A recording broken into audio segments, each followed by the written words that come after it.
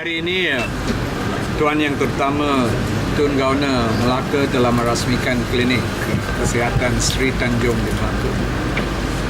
Ini adalah satu usaha yang telah dilakukan oleh kerajaan untuk menaik taraf klinik yang tersedia ada sebelum ini di sini, iaitu klinik kesihatan Tanjung Kling yang secara berperingkat telah dinaik taraf dan lepas itu dari untuk lebih kurang 2 tahun yang telah berfungsi sebagai satu klinik baru, dan kos pembinaannya pada masa itu lebih kurang 20 juta.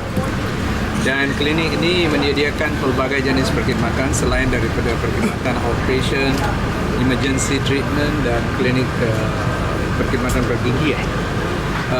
Ada kemudahan-kemudahan X-ray, pemeriksaan darah, fisioterapi, occupational therapy, supaya rakyat dan penduduk di dalam kawasan ini boleh menikmati satu perkhidmatan kesihatan yang menyeluruh, dan banyak daripada masalah kesihatan yang tak perlu dirujuk ke hospital boleh diselesaikan. Dan ini adalah selaras dengan usaha kerajaan untuk memberi peringkat kesihatan yang lebih baik. Dan seperti yang telah diucapkan dalam ucapan saya tadi, sebagai satu program baru, Kementerian sedang usaha untuk menubuhkan satu program domiciliary care. Bermaksud ini ialah di mana perkhidmatan kesihatan akan dibawa kepada rumah rakyat secara langsung di dalam kes-kes tertentu. Contohnya ada kes terminal cancer di mana mereka menghadapi pelbagai jenis masalah, kadang-kadang makan pun susah, tak boleh gerak dan sebagainya. Di situ pasukan kesihatan kita akan pergi dan satu, memberi latihan kepada keluarga. Nombor 2, untuk memberi sokongan bantuan yang diperlukan.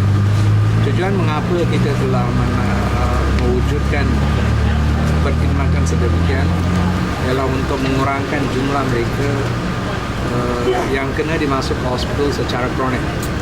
Karena kes-kes ini kalau tidak diberikan tempatan, tidak dijaga, lepas itu mereka sampai di hospital juga. Dan kita mau mengurangkan kesesakan yang tersedia ada di ruangan atau hospital melalui langkah ini. Dan ini saya akan menambahkan lagi perkhidmatan di kawasan-kawasan itu.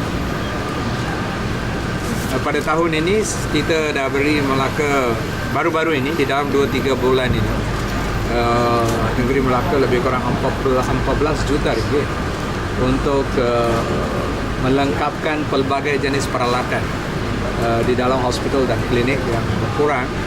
Dan sangat banyak daripada kekurangannya yang ada pada masa dahulu telah dapat diselesaikan melalui peruntukan ini.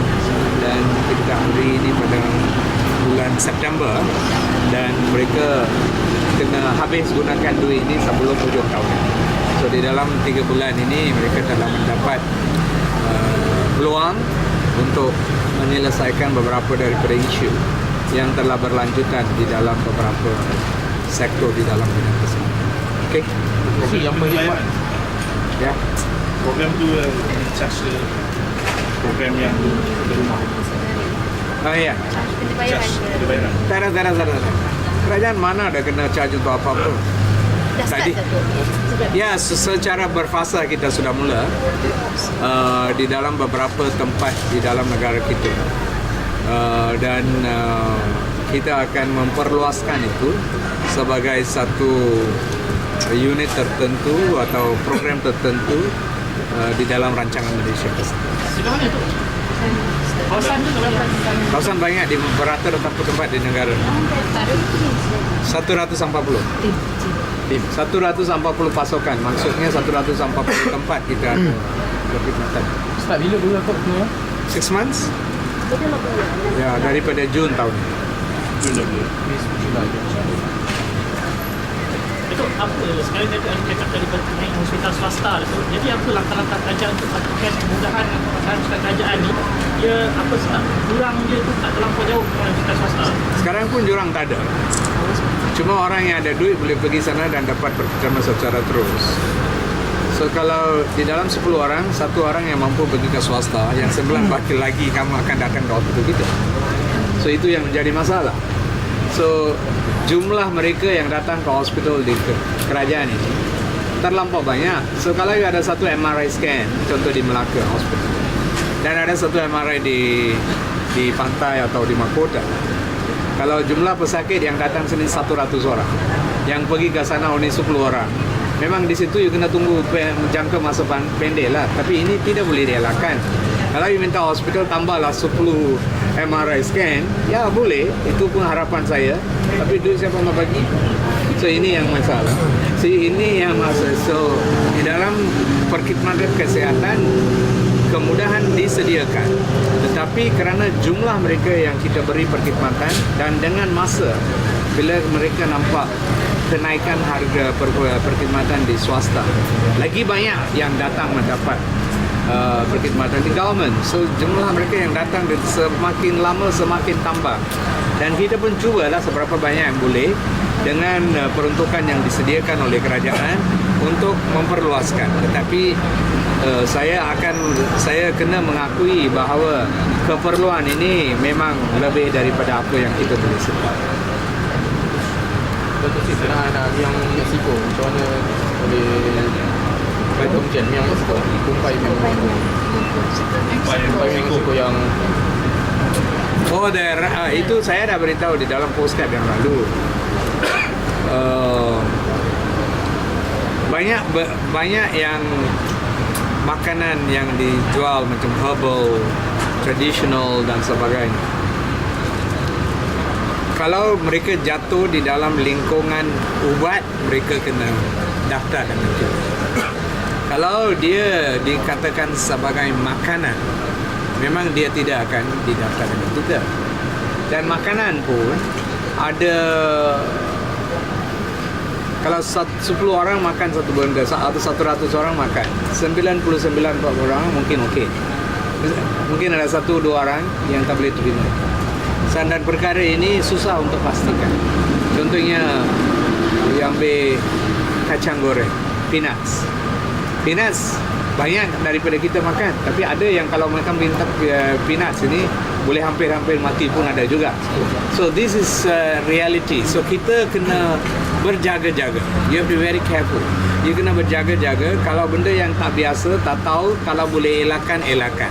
Kalau you kena try sedikit-sedikit saja, tengok apa ke reaksinya sebelum you boleh tahu.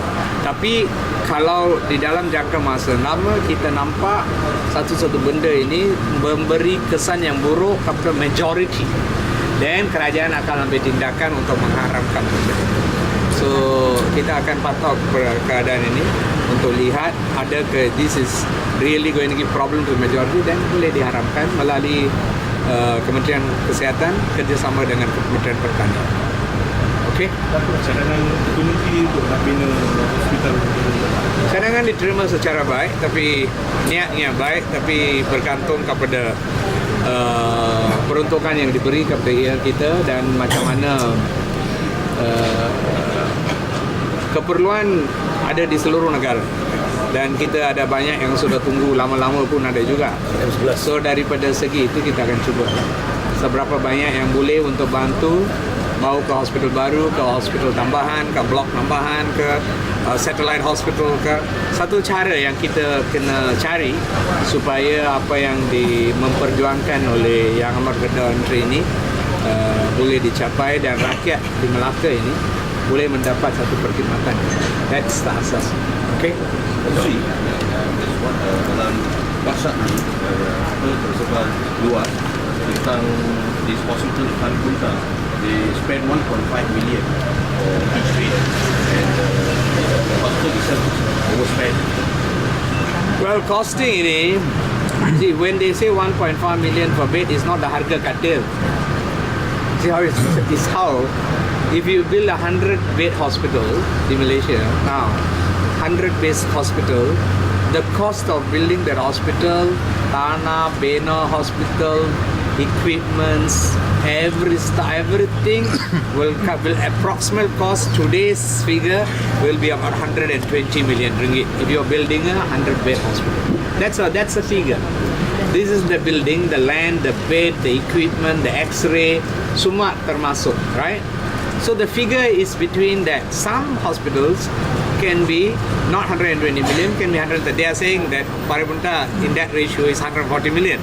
That means it's not 1.2, but it's 1.4. That increased cost could be due to various other things. Sometimes the land is not a good land, so kita kena belanja untuk land. Some lands are so bad that we belanja a lot of money treating the land. Yeah?